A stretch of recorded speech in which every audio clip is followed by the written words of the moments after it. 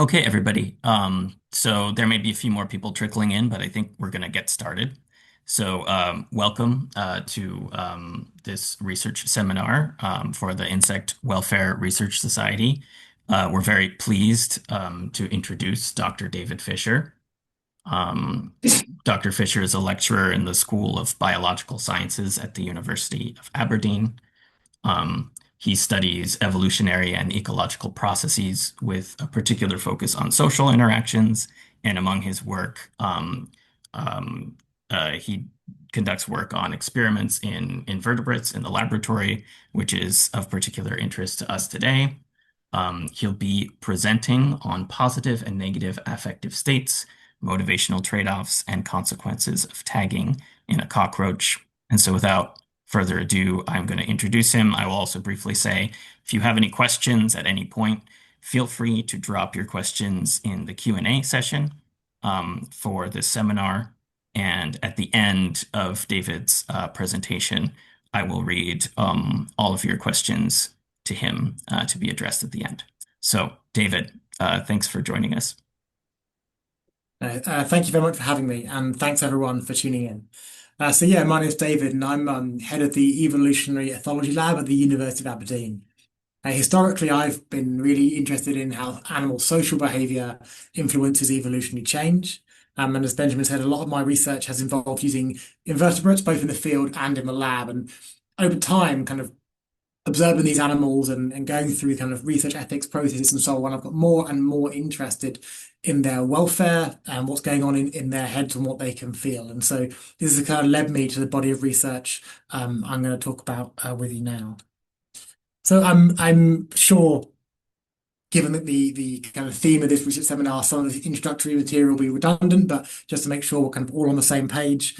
When we're talking about animal welfare, the way I think about it at least is the kind of combination of both the mental and physical health of an animal and how especially relevant for animals that we as humans can influence either if we're keeping them in captivity, we're interacting with them as companion animals, or we can impact wild animals too when we change the environment and we can affect their welfare.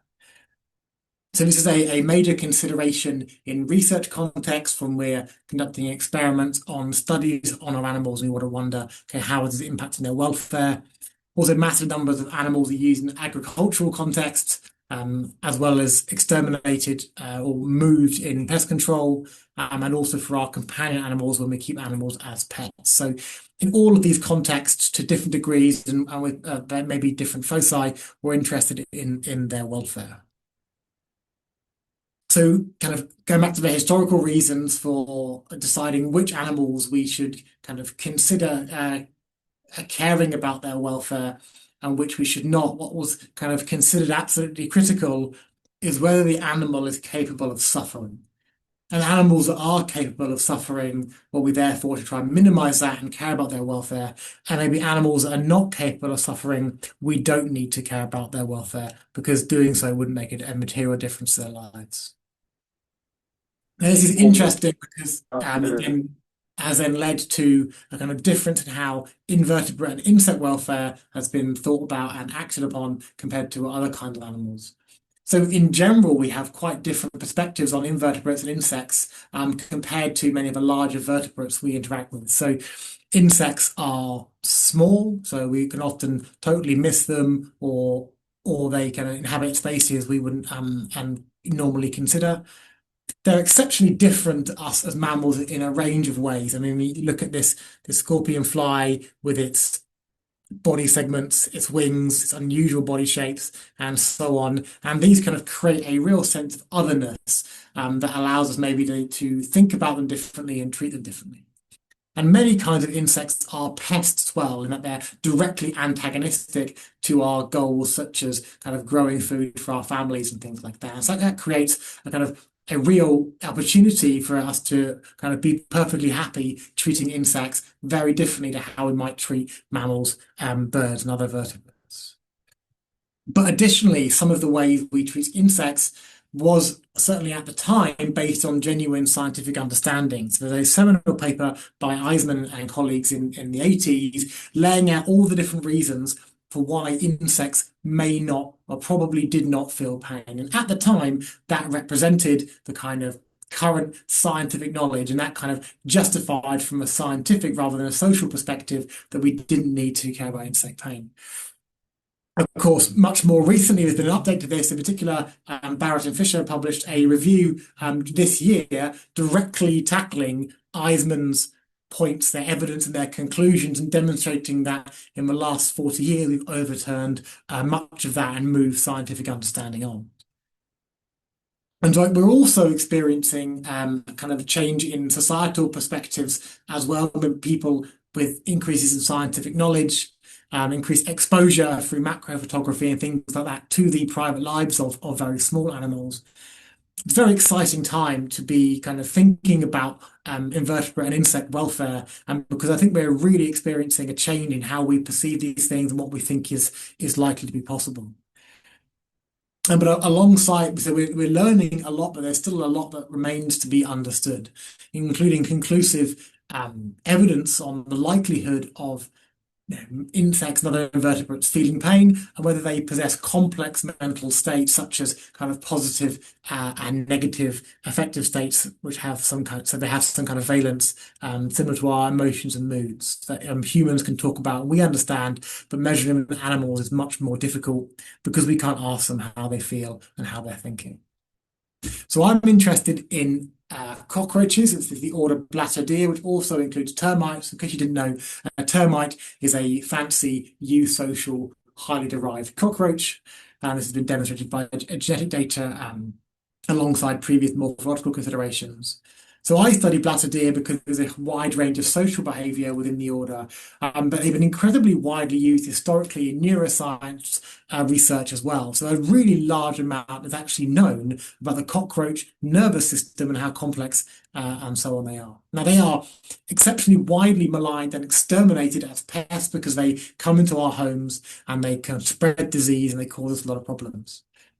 But there's very relatively few species of all the different cockroaches that cause these problems. And within the order, there's an incredible diversity in diet, in their social behavior, in the habitats they live in, and so on. So you get cockroaches living in the desert as well as living in rainforests. You get solitary cockroaches, you get cockroaches living in family groups, and you get eusocial cockroaches, i.e. the termites. What's especially interesting in cockroaches when we're thinking about insects in agricultural settings is that the American cockroach is farmed in its billions, specifically in China for use in traditional medicine. And there's a range of scientific articles from Chinese authors talking about the health benefits of various extracts or parts of the American cockroach. And so this leads to these incredible farms in China, which are farming them for use in this particular industry. Now, other species of cockroach are then used as feed for other animals by hobbyists looking after their reptiles and increasingly larger scales. Now, the evolutionary ethology lab uses Blaptica dubia, and the different life stages of this cockroach are shown here, going through several different instars before you get an adult female with her reduced wings showing off the segments of her abdomen, and an adult male showing a complete wing case here, although we don't think the males can fly. I say we don't think. I suspect the wild males may be able to fly, and they've lost that through experimental evolution in captivity, but that's a kind of unproven speculation for now. And we have various different common names, such as the Argentinian wood roach, the Guyana spotted roach, and the dubia roach. Now, they are gregarious, so they form aggregations and live in groups. They live in very simple forms of maternal care, and they're detritivores. They eat decaying leaf litter, vegetables, things like that. So we're talking about insect welfare and we're talking about cockroaches, then what do we know about the intersection between those two topics? So the question is, do cockroaches show affective states? So do you have positive moods and do you have negative moods in cockroaches? So as far as I'm aware, the answer is we've never looked in this. So, and in fact, in very few insects has affective states being demonstrated. The research that has been done has focused on bees and ants, so Hymenoptera, and in flies, which are the order Diptera. So those are both hollow metabolous insects. They go through a complete transformation, which is kind of one half of the insect family tree. The other half of the insect family tree is a hemimetabolous insects that go through this gradual increase in size across instars, and no insects in that entire side of the insect family tree has ever been tested for whether they show affective states. Additionally, across all the insects, there's a question marks over any evidence for positive affective states. So people can induce negative affective states by doing something nasty to the animal and then demonstrating that they have various negative mental biases. But the evidence of positive affective states has typically been induced by giving the animal a sucrose reward, and this then kind of can increase their foraging propensity. Doesn't necessarily mean they're in a positive affective state, because perhaps they're just responding to an increased availability of resource in the environment. So in terms of affective states, there's definitely no evidence in cockroaches. There's no evidence in any hemimetabolous insect, and the evidence for positive affective states across all insects has been questioned. Then in terms of whether cockroaches likely feel pain, there's actually really, really great evidence on this because, as I mentioned earlier, cockroaches have such a long history in neuroscience research. So the 8 categories for pain that Birch defined for their review on cephalopod mollusks and decapod crustaceans, and that Gibbons reviewed across all insect orders, adult cockroaches meet 6 of the 8 criteria for feeling pain across behavioural and neurological domains. So the 2 that were missing were whether adult cockroaches can make motivational trade-offs, which I'll talk about later, and if adult cockroaches show a preference for analgesia when they're injured. So do injured cockroaches prefer pain relief, but uninjured cockroaches not prefer that? Now, in juvenile cockroaches, the picture is much more sparse. So in only 3 out of the 8 categories that Gibbons identified has there been any research they can even find. And the juveniles fulfilled all of the criteria in those 3 categories, but there's no research in any of the other categories. This is actually not unusual. The vast majority of the insect orders, there's relatively little evidence for these 8 categories of pain in juveniles. And then in cockroaches, we've got lots of potential to answer interesting questions in ecology and evolution in the order. And so more and more people are trying to track individual cockroaches through various different ways. So you might want to track a cockroach by sticking a letter tag on its back and then recognizing that individual wherever it goes. We might be attaching some kind of tag that has a GPS or an accelerometer on the cockroach to understand its behavior. We might be using some kind of radar scanning methods to work out where our cockroaches are going in the landscape. Now, all of these tags might have some kind of cost to the animal, might impact their welfare in the research we're carrying out, but this is relatively unexplored. So I'm going to talk about the research we've been doing in my lab on each of those topics. I'm going to start with the work we've been doing on affective states in cockroaches. So for me, affective states are a key component of welfare because they're the ability of the animal to have positive or negative mental states. And if they have this ability, that means we need to include consideration of their mental states in our welfare plans and in our how we treat them. Now, it's been known for quite some time in vertebrates that they do, like us, possess affective states. And you can be in a positive mood or be in a negative mood. Now, initially, of course, this was unknown in invertebrates, but relatively recently, evidence has been accumulating, again, in Hymenoptera and Diptera, these really, really well-researched orders, that animals can possess affective states. And even recently, there was a paper published by Romero Gonzalez and colleagues in Science demonstrating that in bumblebees, they can transmit their affective state of something called emotional contagion. So if you put a bee in a good mood, which they did with a sucrose reward, then when they interact with a partner, that partner picks up that positive mood and acts with a positive mental bias, which is really fascinating. So as I said earlier, whether other insect orders such as cockroaches or any other orders in the hemimetabolous insects has simply not been explored. And I mentioned earlier, evidence of positive affective states in insects has been questioned. So giving an animal a sucrose reward in order to put it in a positive state of mind may also simply increase how willing it is to explore the environment and interact with things, and that may give a false signal of a positive mental state. So we wanted to kind of carry out our work into positive affective states in cockroaches using a different method to see if we could demonstrate the potential for them to possess positive affective states. So all this work was carried out by my master's student, Adam Guilfoyle. He really deserves all the credit. He came to me with this idea, what he wanted to do, and he just drove the entire project, was really excited and working out all the kinks for measuring and influencing effective state in cockroaches. And I just helped him troubleshoot his experiment design and analyze data generated. So what Adam set out to do was first demonstrate that you can condition cockroaches to associate a certain scent with a reward and then a different scent with a punishment. So what Adam did there was he subjected these individual cockroaches to 12 trials where they get each time they get one of our scents, and he put these cockroaches in this modified harness here made out of a test tube vial and a piece of thermoplastic, and he presented the cockroach subject with the scent and then gave them either the reward or the saline punishment solution, and he repeated that 6 times for each scent with 5-minute intervals. And by that point, the cockroach should hopefully have learned through associative learning that one scent indicates a reward and one scent indicates a punishment.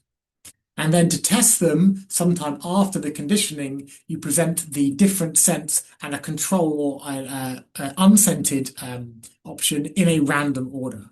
And then you record whether the cockroach extends its mouth parts as if it's expecting a reward simply when it smells that smell. And the idea is that if we successfully condition the cockroaches to associate a certain scent with a reward, then it will extend its mouth parts much more frequently to that particular scent than a different scent. And we can see how long that lasts by repeating that after 5 minutes, 30 minutes, 60 minutes, and then 24 hours later. So this graph is going to show the results of that conditioning step, which doesn't directly test for effective states, but is the first step along the road to doing so. So along the x-axis, we have the time since the final conditioning trial, so the final of those 12 trials with the scent and the reward. And on the y-axis, we have how many of the cockroaches are responding to the different scent. And we're going to show you points for each of the 3 different scents. So the positive scent, the negative scent, and the control.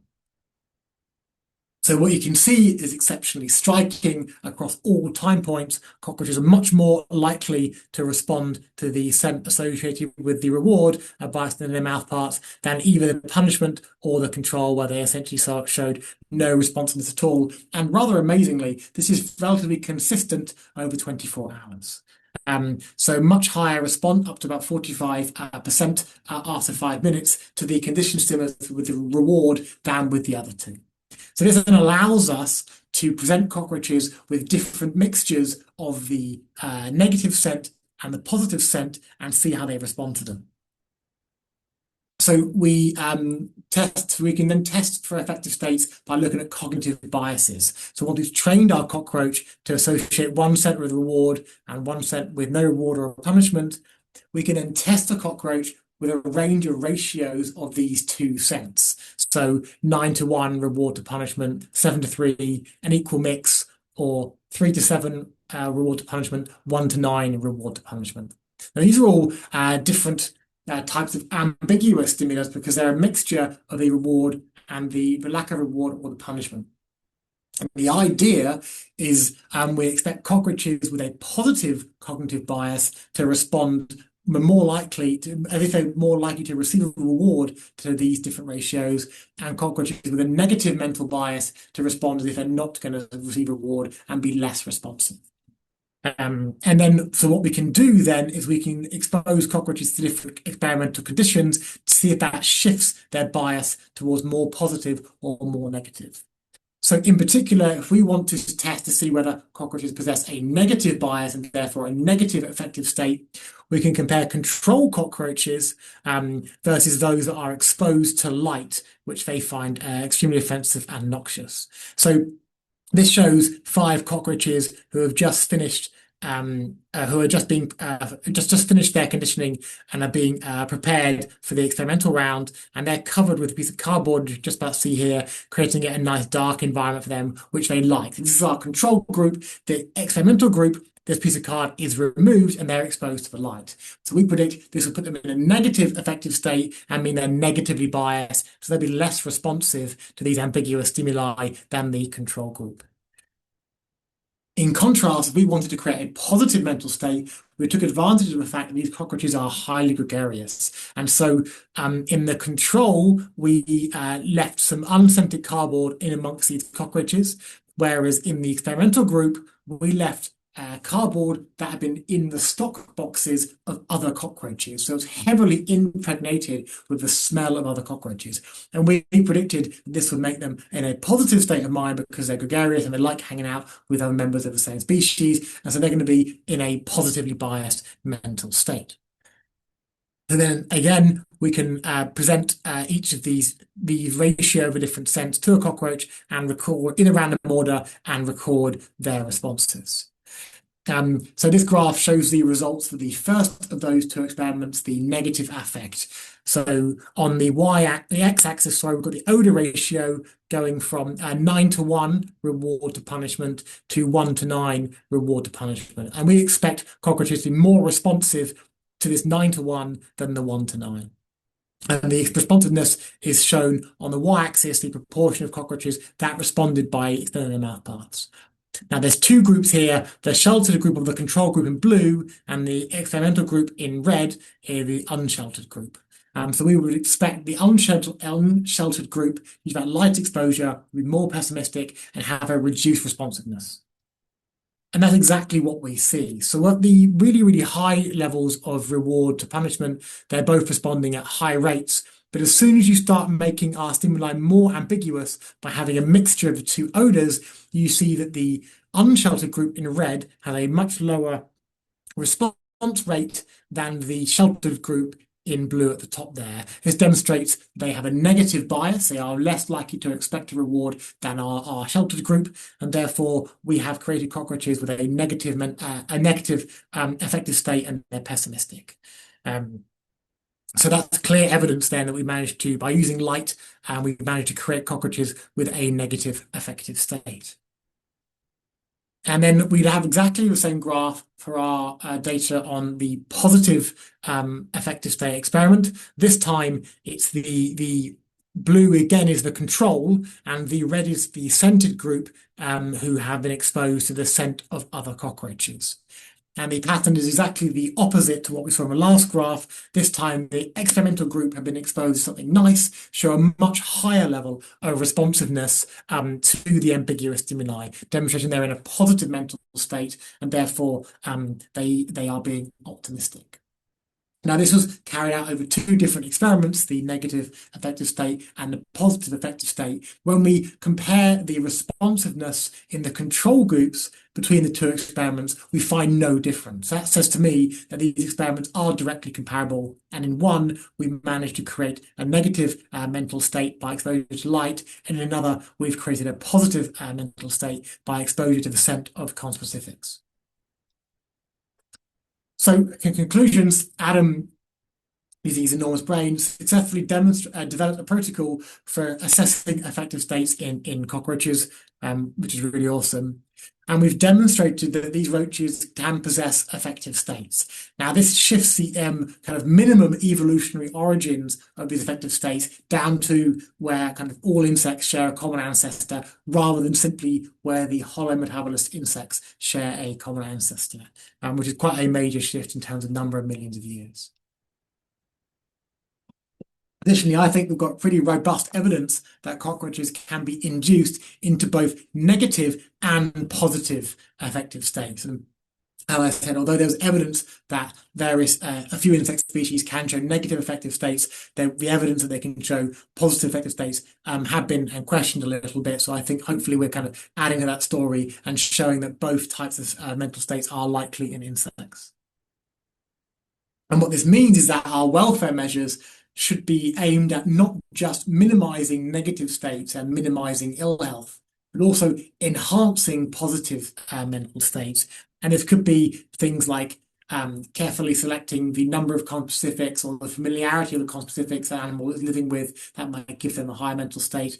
or given them a kind of range of food types, or certainly the range with the right food types, so that they some kind of rudimentary enrichment that they might enjoy. So this work between Adam and myself is currently in prep, hopefully being submitted soon. And once we've submitted it, we'll put it on a preprint server. So hopefully you'll all be able to read that fairly soon. So now I'm going to talk a little bit about the work on motivational or trade-offs, kind of second thing here. So motivational trade-offs, so you remember they're one of the missing pieces of the puzzle for whether cockroaches feel pain or not, one of the 2 out of the 8 that haven't been researched. So these are the ability to flexibly trade off positive and negative stimuli or opportunities. So whether an animal will, accept the opportunity to forage and collect resources, if that means also being exposed to predation, and how they trade that off against taking a safer option of being exposed to neither of those things. So almost any animal, including a nematode worm, can simply sum up different stimuli and come to an aggregate response. What we need to do is to see how the relative value of one stimulus might be influenced by the presence of another, and that demonstrates a kind of a higher level of cognitive complexity. So based on the Birch review, this has been used as a key criterion for the capacity to feel pain. And the reason for this is it suggests central processing of different stimuli and the conversion into a common currency to allow an animal to make decisions. And it's this kind of central processing that suggests they have the cognitive complexity to feel pain. Now, this has not been examined in cockroaches as far as I'm aware, and based on that Gibbons review, we think that's true. And it's not been assessed in any juvenile insect either. So that gave us an opportunity to kind of fill in 2 knowledge gaps in one. So this work was first, we've conducted a series of linked experiments on motivational trade-off, which I'm kind of bundling together here. The first of these, and the kind of method design for this, was conducted by Joe Jenkinson while he was doing his undergraduate project with me. But then the other 2 experiments have been run by Joanna Logan and Christopher Robinson. So it's a real team effort here. So what we did was we used access to a source of hydration and nutrition as our positive stimulus, and that's a piece of carrot. And then our negative stimulus was whether the carrot was exposed to light or not. So again, using the fact that cockroaches find light very noxious. So this diagram was come up with Christopher, demonstrating that cockroaches either have the carrot exposed to light or the carrot exposed to darkness. So we can, across these 2 different box types, we can measure the preference for carrot in a range of conditions to see how the relative effect of exposure to light and darkness varies depending on various factors. So these show the actual experimental boxes we used, and they're open at the side because we were filming from the side to allow the light to come in from the top. So the first thing we did, and which is what Joe took the lead on, was we varied the conditions. So we initially started by cockroaches for 24 hours, and then we increased that to 48 hours to see how that kind of increased motivation to access to food reward impacted the negative appeal of the exposure to light. Then separately, we reduced the light intensity by sticking translucent paper over this half of the box on the exposed side to see how that impacted the relative attractiveness of the carrot. That's to demonstrate whether motivational trade-offs in cockroaches are flexible to a range of external conditions. Secondly, and this is what Christopher did, we wanted to see whether being injured impacted a cockroach's motivational trade-offs and how it traded off these different stimuli. So what he did was he took adult male cockroaches and clipped off 1 centimeter of their wings, where they don't use for locomotion, so it wouldn't affect how they could move around the box and access the carrot and so on. And we could compare injured to uninjured cockroaches to see how that influences the trade-off they make. And finally, what Joanna did was she looked at this motivational trade-off in nymphs of a range of sizes. So we weighed all our nymphs as a good proxy for developmental stage, and we could assess whether nymphs of different sizes make the same motivational trade-off or not. So we use the cameras in the evolutionary ethology lab to get the kind of side-on view filming these cockroaches. And I'm putting this up there because we spent quite a bit of time, especially with Joe, but also with the other 2, really trying to finesse our camera setup. Because once we did that, we could assay a really large number of cockroaches in any one session. And so we could collect data on 32, 64, 96 individuals within a week, within 2 weeks, really quickly, allowing us to kind of quickly build up a data set to answer our questions. The setup differed slightly between his experiment, Joe's experiment, and what Christopher and Joanna did. So Joe did this one first, where we filmed 2 boxes at a time from the side, while heating the box with a heat mat to make sure the cockroach was kind of warm enough to move around because the room we were filming in was a little cold.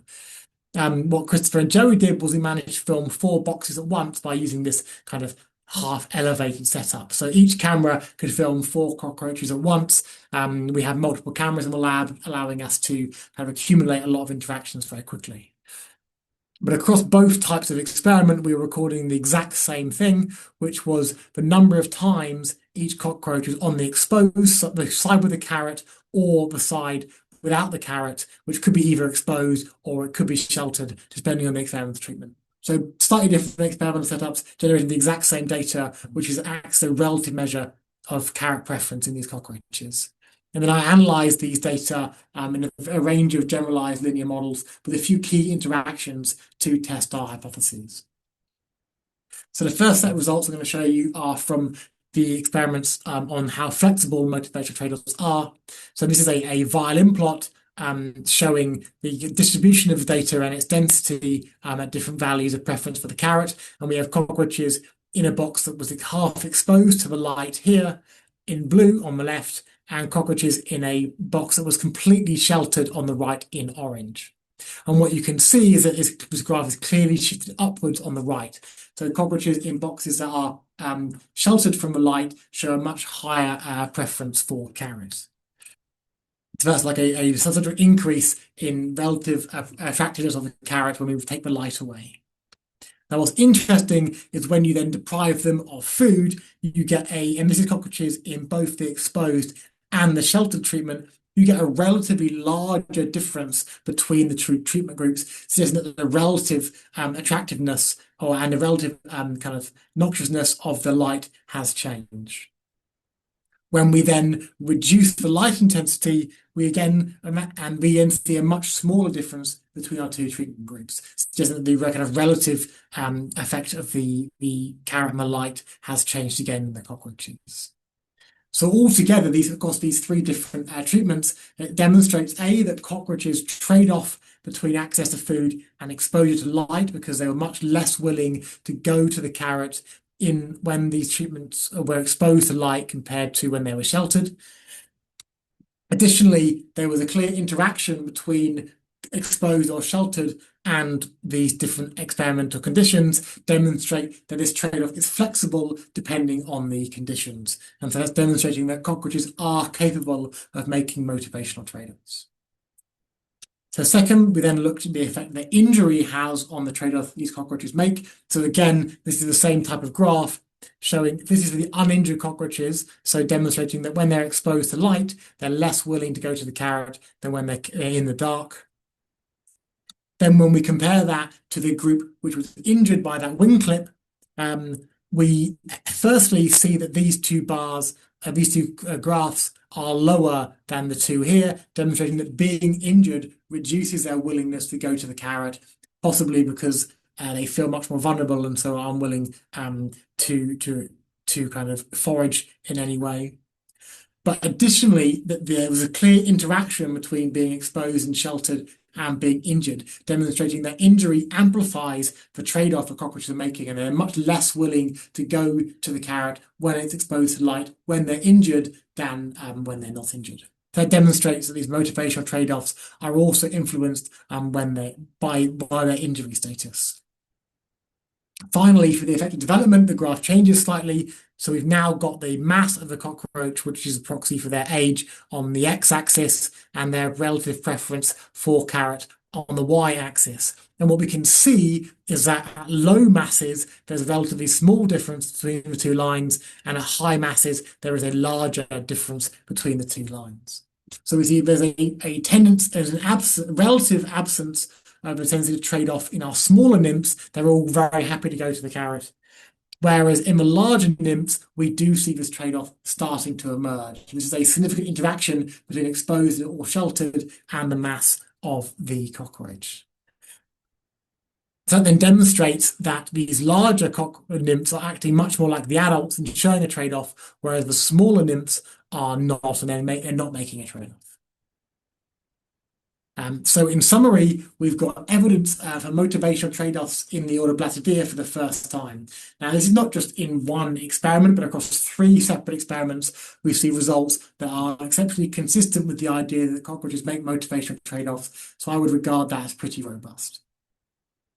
Additionally, we saw that the response to being injured had this carryover effect where these injured cockroaches were much less willing to go to the carrot than the uninjured cockroaches. That is consistent with the idea that kind of feeling pain is a longer term negative effect. So it's not just they were hurt and they ran away from the carrot in that moment. It's that minutes after being injured, they're still experiencing some negative effect of being damaged and it's affecting their exploratory behavior. Finally, we've got the first evidence here of motivational trade-offs in a juvenile insect. That's potentially really important because in productivity settings like farming yellow mealworms, for example, the animals spend a really large amount of their time as juveniles. So understanding whether they feel pain in the juvenile life stage is possibly more important than understanding whether they feel pain in the adult life stage. So it's really vital we kind of start accumulating more evidence about the capacity for juvenile insects to feel pain, and that's what we started doing here. Now, I managed to submit this article, these three sets of experiments really recently to a journal, so you now can go and read that all about those three experiments on this bioRxiv article, which Joe has lead authored, if you'd be so interested.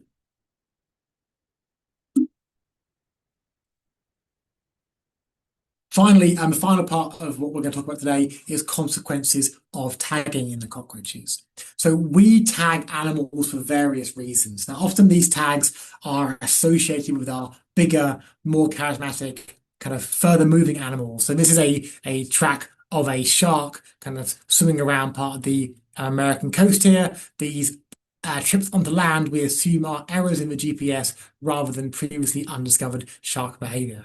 Now, we can use GPS tags are really useful for understanding where animals go at different times of year and so on. We can also tag larger animals with things like accelerometers, which is a bit like a Fitbit, and they can help us understand when the animal's moving in different dimensions, and it allows us to separate different kinds of behaviors so we can record when this vulture was standing, when it was running, when it was flying, and all these different things. Now, these tags range really widely in size, in weight, in attachment mode, in how long they're on the animal, and so on. There's a really, really huge diversity. And because we are attaching something to an animal, it's really important we therefore assess how this tag impacts their behavior. So we need to know if what we're actually measuring is natural behavior, whether it's affected in some way, whether it impacts the animal's welfare in some way, and whether it influences their survival. There's reasonable evidence that certain types of flipper tags in penguins, for instance, decrease their survival, which is really not what you want to do, especially if you're studying an animal for conservation reasons. So there's quite a lot of work in vertebrates understanding how different types of tag affect things like behavior, welfare, and survival. So a colleague of mine, Thomas Bodie, published this meta-analysis quite a few years ago now, looking at how these different types of tag affect birds in different ways, and demonstrating that there quite often are negative effects, and so we need to be collecting data better and reporting things better. Now, we are tagging invertebrates and insects, but there's much less work done on how these tags are affecting them. Obviously, they're much smaller, so we can't affix the same type of tags that we're putting on our vultures to our cockroaches, but there's still work being done. But unfortunately, Blattodea quite recently reviewed these studies and found the impact was only actually assessed in 12% of studies of tag animals, which is really quite low. So we wanted to kind of add to the body of work demonstrating whether or not tagging insects impacts the things they get up to. So this work was carried out by my postdoc, Callum McLean, when he was working on a grant looking at the evolution of social behaviour with me. So again, we were using our lab animal, Blaptica dubia, and we were tagging them with two different types of tags. So one is an RFID tag, which you can just about see here, with kind of brown oblong shape, and we stuck onto the cockroach there. And this can be when the cockroach moves past a a radio receiver, we can recognize that individual cockroach. It's really useful for tracking cockroach movement and things like that. But also, we're using a paper tags to recognize individual cockroaches when they're not moving and they're sat in aggregations, which the RFID tags simply can't handle. And we were comparing both of those two types of tag, so the RFID tag and the paper tag, to cockroaches without any kind of tag. Now we track these cockroaches using a piece of software called Deep Lab Cut, where we put landmarks on the cockroaches and then you track how them as they move around, allowing you to assess not just movement but posture and things like that as well. We were even able to landmark the ends of the antennae and see how these are moving around because our cameras were high enough resolution. Now, we haven't used those data here, but if anyone's got any ideas of how we can use tracks of antennae in the animal welfare space, I'd love to hear from you. So by tracking these animals, we could then calculate 3 different movement characteristics and see how these are affected by being tagged. So we can look at their average speed to get an idea of overactivity, their number of walks, so how often they moved a certain amount to look at activity bouts, and a measure of exploration, how much they moved around the area to get a measure of a kind of neophobia or something like that. And we compared animals with tags versus no tag in each of the 2 different types of tags. So RFID tags versus no tag, and then paper tags versus no tags. So these box plots show the results for the RFID tags, and in blue on the left, we've got animals without a tag, and then in orange on the right, animals with an RFID tag. And we've got the 3 different measures of movement on the y-axis here. And in all cases, we see no difference between the 2 groups, quite large p-values demonstrating that the RFID tags don't impact their behavior, but there were slight increases in all 3 behaviors. In contrast, these are the results for the paper tags, and in all 3 cases, we see a significant increase in movement in the tagged group compared to the untagged group, and that's true across all 3 movement characteristics. So RFID tags did not alter movement, although we see a slight increase. The paper tags did significantly increase movement rates, which was a little surprising, but the effect is robust, so we're confident it's there. So overall then we see sticking an RFID tag on a cockroach appears to have relatively little impact on their movement, and so it's great to kind of keep using these tags moving forward.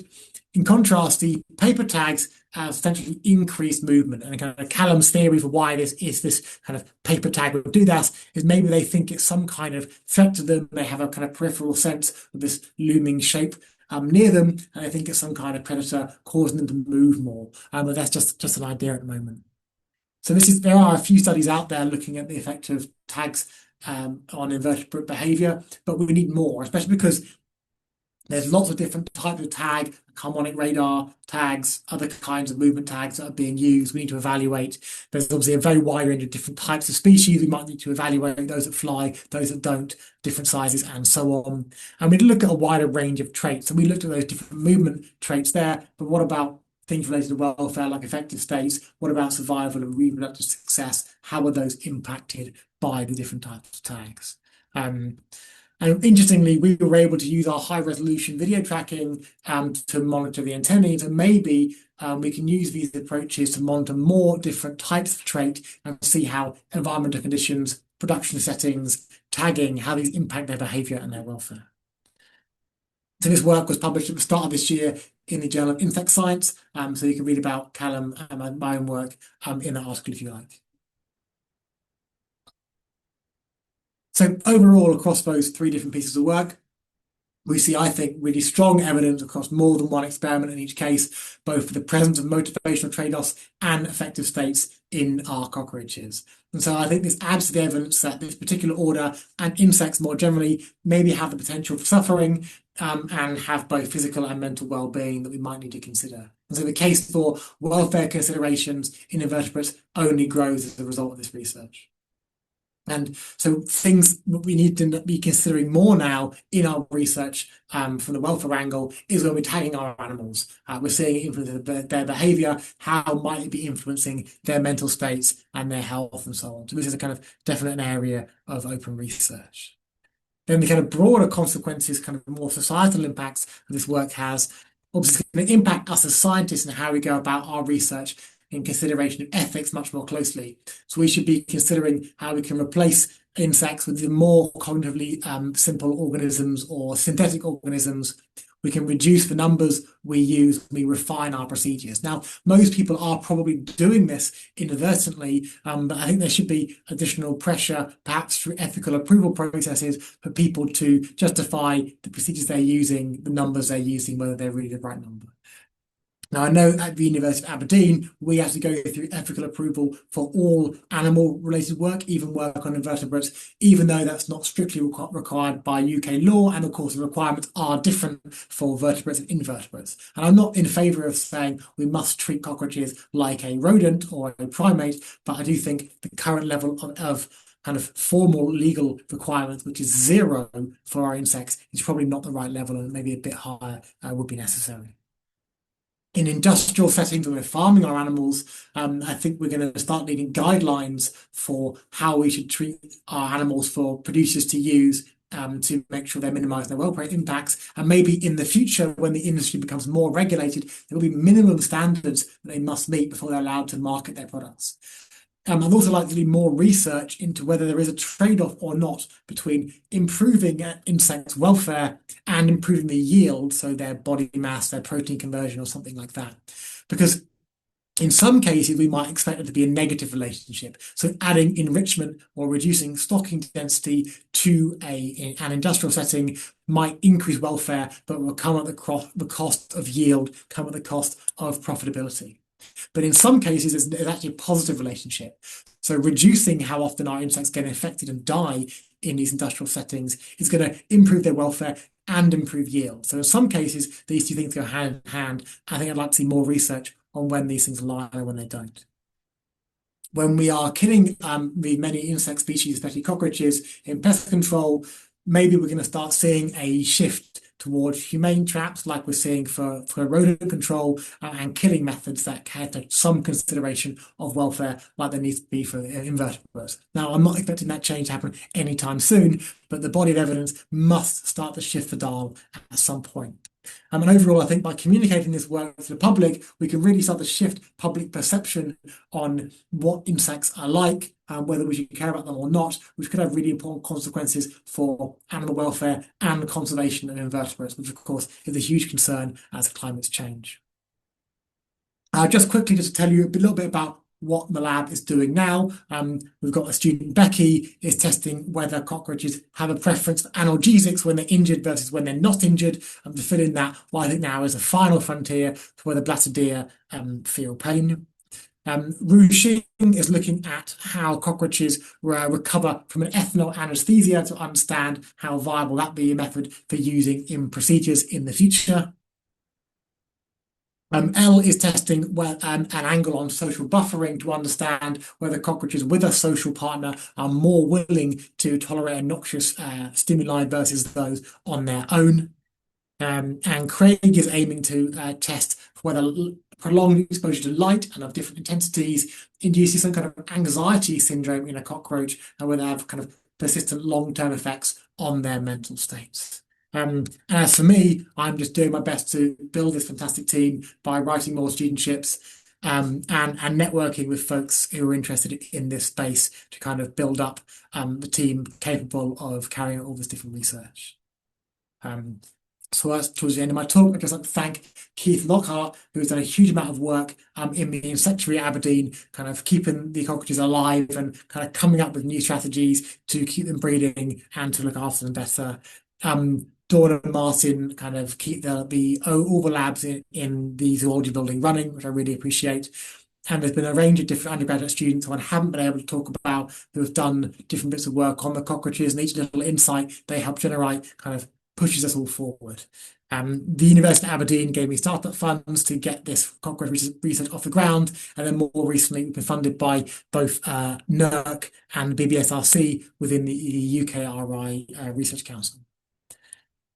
I'll leave you with a summary of what the Blaptica dubia cockroaches get up to based on the 3 different things I talked about. This is an emerald cockroach, not the species we study, but I wanted to leave it up there to remind you how glorious cockroaches are.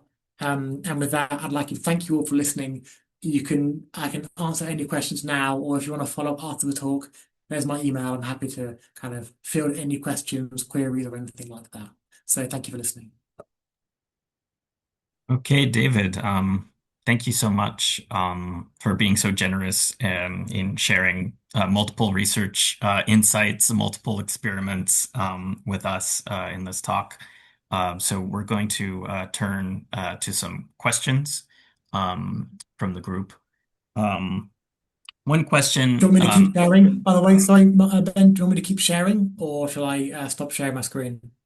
You could stop sharing your screen, unless if an answer to a question comes up and you want to share a slide, you're welcome to do that. But you could also Okay, stop. Um, I'll so stop sharing. yeah. Um, so yeah, well, we did have a question. Someone is interested in just having you re-explain the process a little bit of how you were able to induce affect, positive affect in particular, in that first Yeah, experiment on affective states. And yeah. then, yeah, go ahead.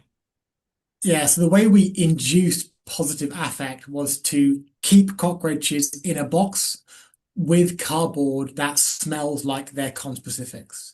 Now, the cockroaches are not under the cardboard because they're strapped into their harnesses, but they're sat next to it and they can smell that cardboard as it's next to them. Whereas the control group were in a box just like them, also in the dark, but with completely plain new cardboard which didn't smell like cockroaches. And so that then and then when we tested that was to see how they respond to the different mixtures of the scents, and we saw that the group who had been with the scented cardboard were much more likely to respond, showing higher levels of kind of optimism and therefore a positive affective state compared to the control group who were with the unscented cardboard. Okay, great. Yeah, and so we also had a question kind of related to light exposure that was kind of part of that experiment.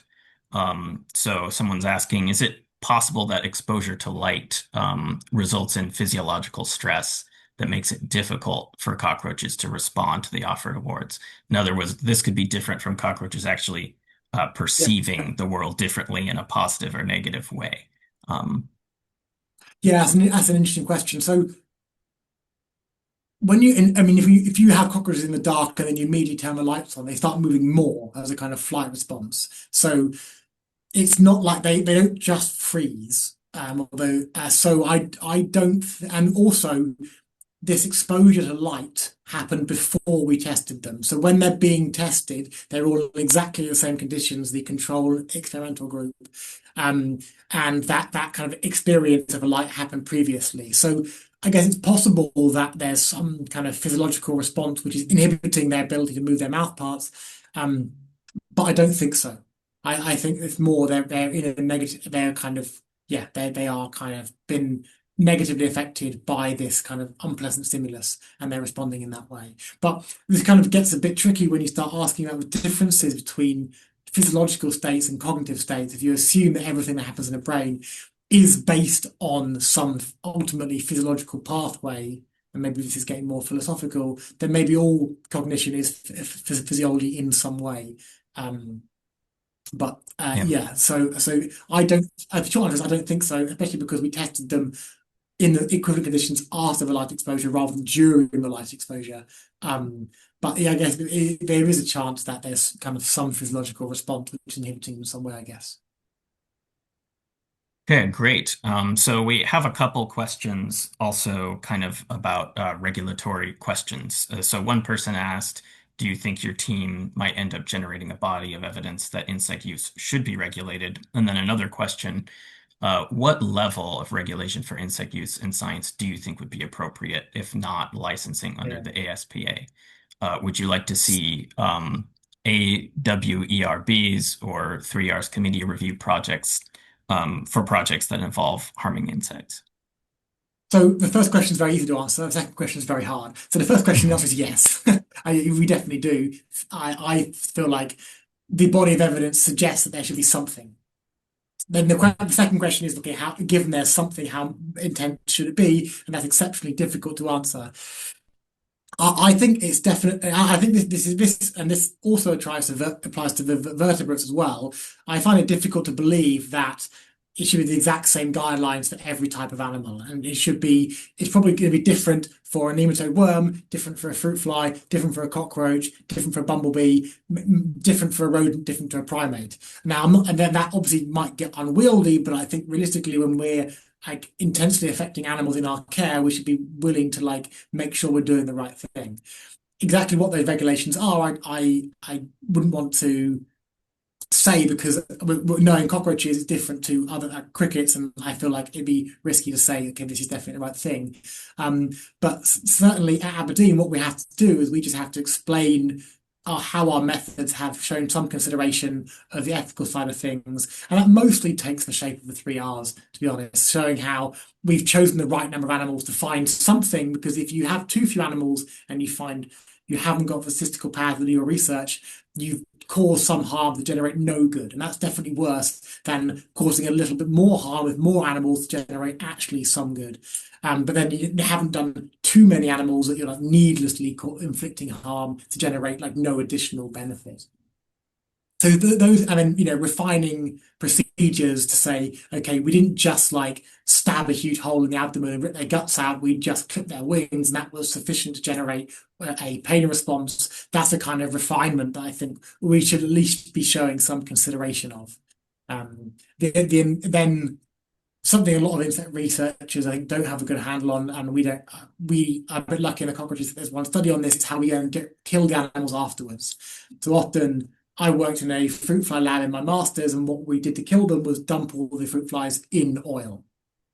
Um, Now, with the cockroaches, we know because they're a tropical species, they die very quickly in a -20 freezer, and that's a relatively effective method of killing them. And whether it's humane, I think, is being questioned as well. So there's still a lot to be done on what the right methods are. But I think we're starting to shift in the direction of, well, we need to be thinking about it because that's what the body of evidence leads us to. Yeah, and just to jump in very quickly, if this is a topic that you're interested in and you're in the UK, Jessica Stokes, who's a phenomenal entomologist with the Royal Entomological Society, has been surveying UK institutions about awerbs in research. And actually, about 50% of UK institutions are already requiring some kind of ethics review of invertebrate research, including with insects, which was surprising to us when we learned that, surprising to Royal NSOC when they learned that. So I think, the trend is clearly moving in that direction. And if you're interested in that work, her work has been pre-printed on bioRxiv as well, and I can send that link around shortly in the chat. I'd love to. I mean, I can probably find it by Googling, but that sounds super interesting. Awesome. Yeah, thanks Megan for sharing that. Um, yeah, and actually, Megan, are you here? You had a question about nociception and insect wings. I mean, I can read it, but if you want to ask it here, you're welcome to do that too. Yeah, sure. I would love to. So I'm really fascinated that you got, a putative pain response out of wing injuries because I don't know of any studies that have looked at the like neurobiology or the neural innervation of the wings in cockroaches or in many other insects. And we're studying wing damage in black soldier fly right now, actually. And I wasn't, yeah, I'm really interested in this idea that the wing damage that they're, yeah, receiving could potentially have some kind of welfare impact. So I wondered if you knew anything about kind of like the nociceptive innervation of the wings of cockroaches. I don't, but I think we can think about it. If we think of pain as a kind of adaptive, like it's useful to it's probably useful for an animal to know if the wings are being damaged. Now, I mean, maybe that's just pure nociception, whether that leads to pain, I don't know. Um, but yeah, that's all I can really say on that point is yeah, we did see a response. We see a response when we handle them and when we do it versus the sham of just handling them and kind of rubbing the scissors on them. So I think they do definitely sense that damage. Um, yeah, whether exactly how widespread that ability is, I wouldn't be able to say, but as far as I can tell, they must possess nociceptors in those wings. Awesome. So I know we're at the hour. David, do you have time for one more quick question? Yep, I Okay, do. awesome. So we just have one final question that just drawing on your cockroach expertise, somebody is wondering, I would love for you to speculate about whether you think hissing cockroaches can be happily kept as pets. That's one question. And another is, for the species that tend to infiltrate people's homes and buildings, do you think their welfare is better inside human buildings or outside in the wild? So just a couple interesting cockroach questions to finish us Yeah. off Oh, here for you and so speculate the, about. the first one, the first one, I'd be very confident. Yes, I feel it's definitely possible to keep hissing cockroaches in a state of good welfare. And you have a terrarium with appropriate temperature and humidity. They're not overcrowded, but they got appropriate opportunity for social interactions and so on. I feel like it would definitely be possible to do it. Whether you are able to achieve it is a different question, given your resources, but I'm sure it's possible. The second question about whether cockroaches invading people's homes are in better welfare than wild cockroaches is interesting. I would s wildly speculate, yes, they are. I feel like they're in a more stable environment with probably fewer predators on average, and with better access to resources in terms of human food waste. So I mean, if this is rank speculation, and please take it as such rather than anything based on evidence. But yeah, I would wildly speculate that maybe cockroaches in homes are happier as long as they're not currently being exterminated than cockroaches in the wild. Then the same species in the wild. Very difficult to compare across species. Okay. Yeah, very, very interesting. Well, thank you so much, David, for joining us. So I just want to say this recording, if you are interested in watching this, reviewing this again, we'll post this video on our YouTube channel. We will also, the Insect Welfare Research Society will have another webinar with Ed Waddle on feeding behaviors in black soldier flies, and that will be in January, on January 20th. So stay tuned for that. And thank you so much, David, for joining us and everyone for your great questions. Thanks for having me. Yeah, and the questions were excellent, so thank you for those. All right. Yeah, Bye thank you, bye. David. This was fantastic. Really great work.